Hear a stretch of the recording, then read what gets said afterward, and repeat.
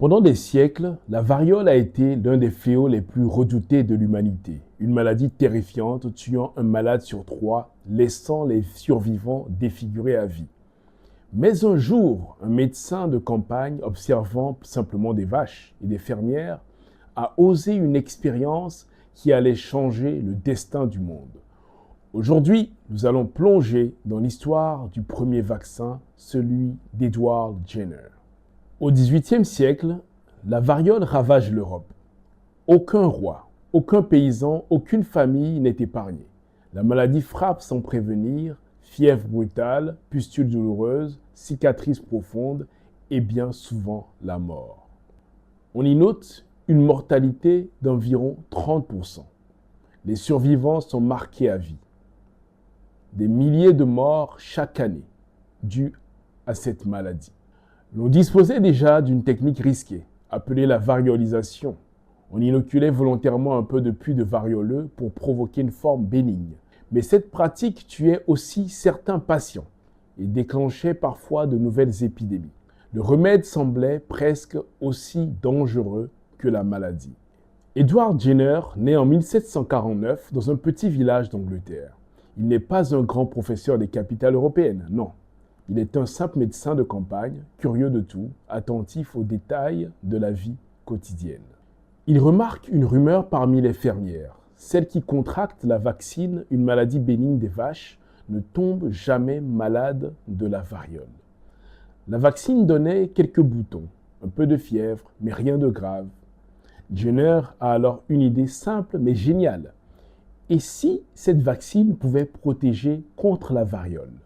Alors, en mai 1796, Jenner décide de vérifier son hypothèse. Il prélève du pus sur la main d'une fermière infectée par la vaccine, puis il l'inocule à James Phipps, un garçon de 8 ans, fils de son jardinier.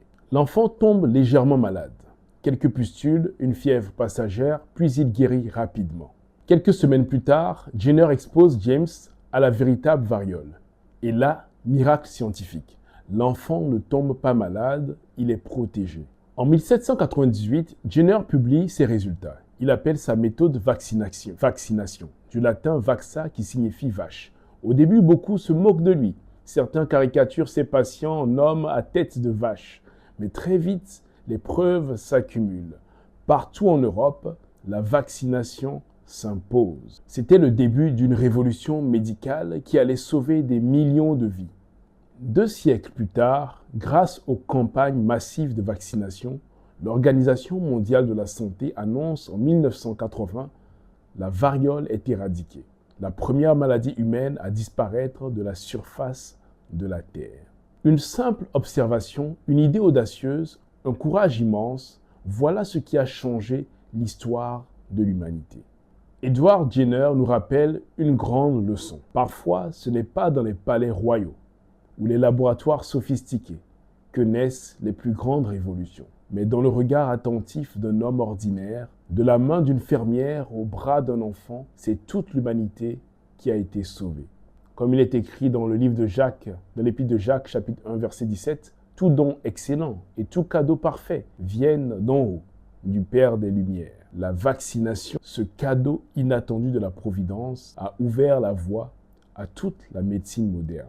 Et tout a commencé avec une vache, un enfant et un médecin de campagne nommé Edward Jenner.